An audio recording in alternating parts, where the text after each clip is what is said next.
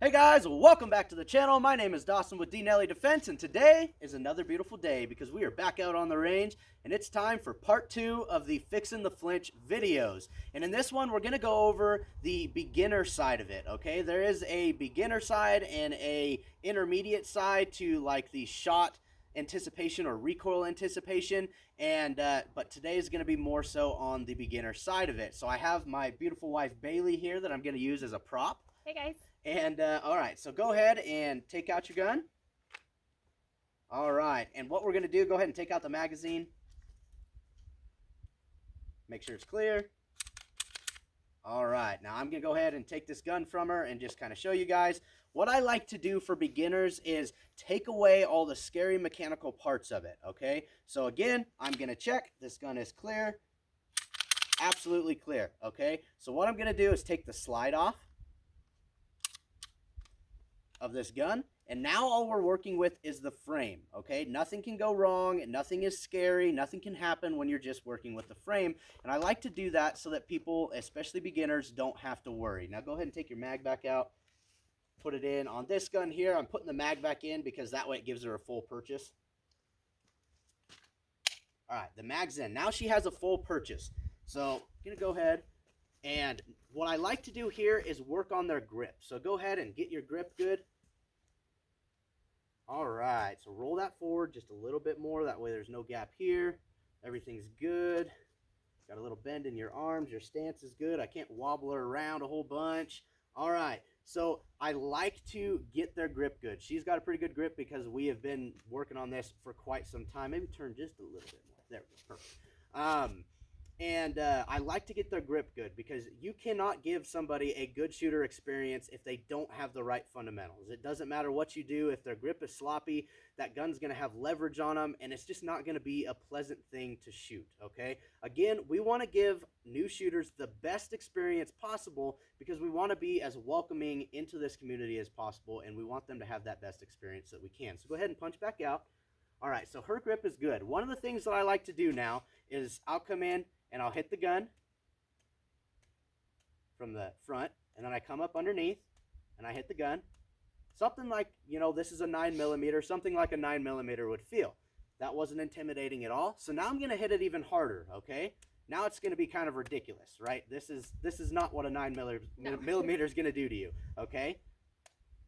But what I'm trying to show you and show beginner shooters is that there's nothing to be afraid of, okay? If you have the proper mechanics and you have the proper grip, there is nothing that this little 9mm can do that's going to make that gun fly out of your hands or something, okay? I want to take that part out of the equation, so we'll work on the grip like that.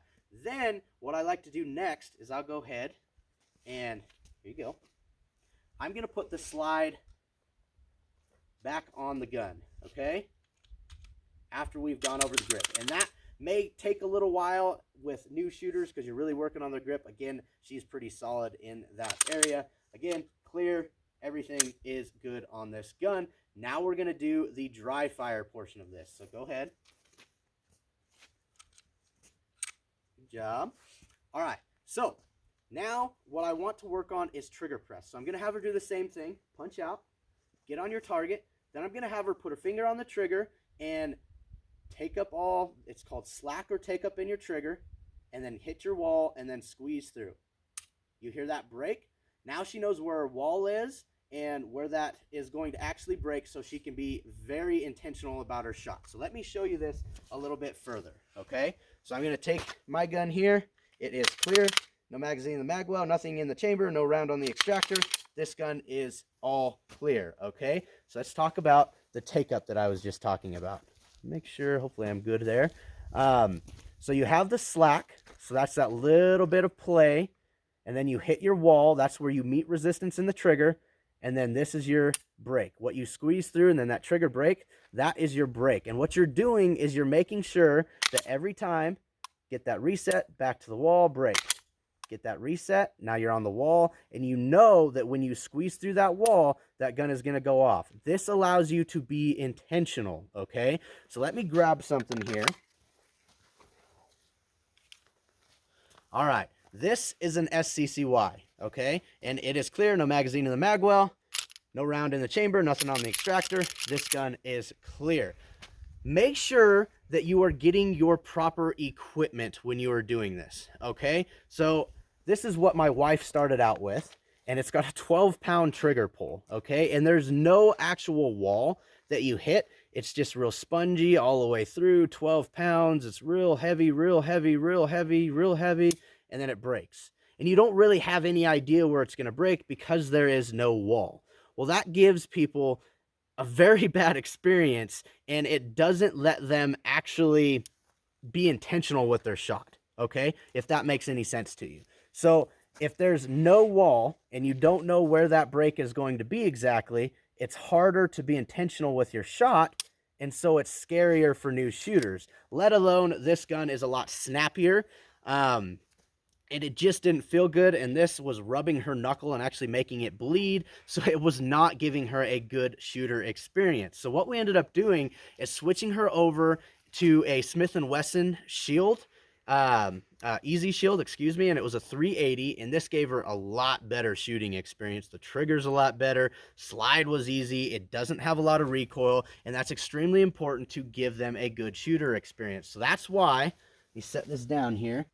Okay, guys, so that's why it's so extremely important to do your research and get the proper equipment, okay? Because if you have a gun that is not pleasant to shoot and doesn't give you a good experience, especially as a newer shooter, then you're probably not going to go out to the range and practice with it very much because, again, it's not even pleasant to shoot, and that's not going to make you efficient when it comes to if you may need to use that to save or defend your life.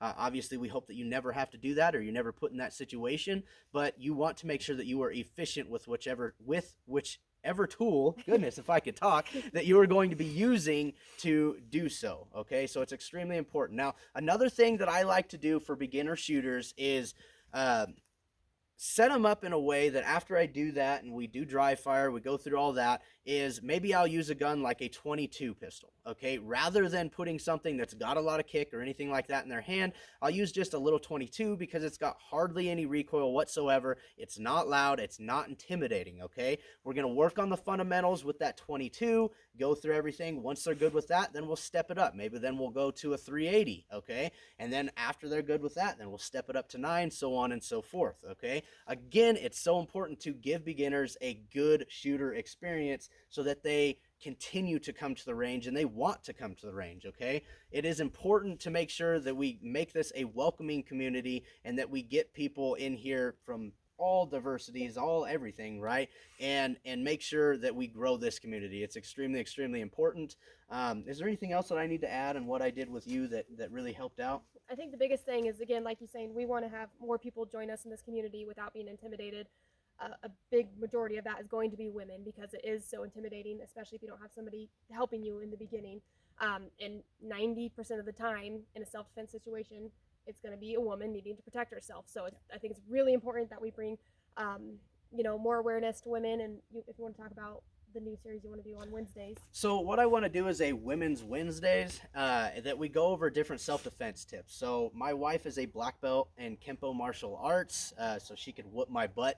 And what I want to do every Wednesday is a video that is just one tip or one thing that a woman can do to help her out in any kind of self-defense situations, and we're going to use her, and like I said, she'll kick my butt, and so it'll be fun to watch. But I want to get as many women over into this onto this channel too, and get them to be able to gain from it just as much as anybody else, and I think that's a good way to do it. So sure. Guys, if you'd like to see that, or you have a woman friend, or a girlfriend, a spouse, whatever it may be, I think that would be a good thing to do. So that's something that we're going to start doing on Wednesdays, so I hope you guys will come along on the ride on that. And again, dry fire, as far as that goes, extremely important. I cannot emphasize that enough. If you have met anybody that is good and efficient with their firearm, or some of the world's best, all of the world's best, really, they have done thousands and thousands of reps of dry fire. I know I do, and I still do every single day, because that's the only way to get better. So, and I will say the dry fire is what really got my confidence up, because, like Dawson said, I started with the SCCY, which was horrible experience. It totally broke my confidence, and I definitely did not want to shoot because I was very intimidated. It had so much kick. So then once he kind of figured out, okay, how can I help? How can you help me? We started doing the dry fire just in our kitchen every night. We would do 50 reps or 100 reps, and him just really showing me to just squeeze the trigger, because even in dry fire, I was flinching. Even just, I Yeah. knew for sure that gun wasn't going to go off. There was no slide on it, Yeah. and I would still flinch because I was so intimidated. So the dry fire is what really, really helped me get to that next Yeah. level. And it gives you the familiarity with your trigger, okay? So that, again, guys, you can be intentional, because if you know exactly when that shot's going to be fired, there's nothing to be intimidated Right. about. If you have your fundamentals down, you have a good grip, and you know exactly when that shot's going to be fired, there's nothing that is intimidating about it, because you know exactly what's going to happen, okay? Right. So that is extremely, extremely important. So guys, thank you for watching to the end of this video. If you found value in it, go ahead and hit that like button, subscribe, comment down below, and ring the notification bell. Just do all the YouTube stuff and things. And guys, we really do appreciate you. And remember, don't be caught off guard, train for the unexpected, and I will see you next time. See you later, guys.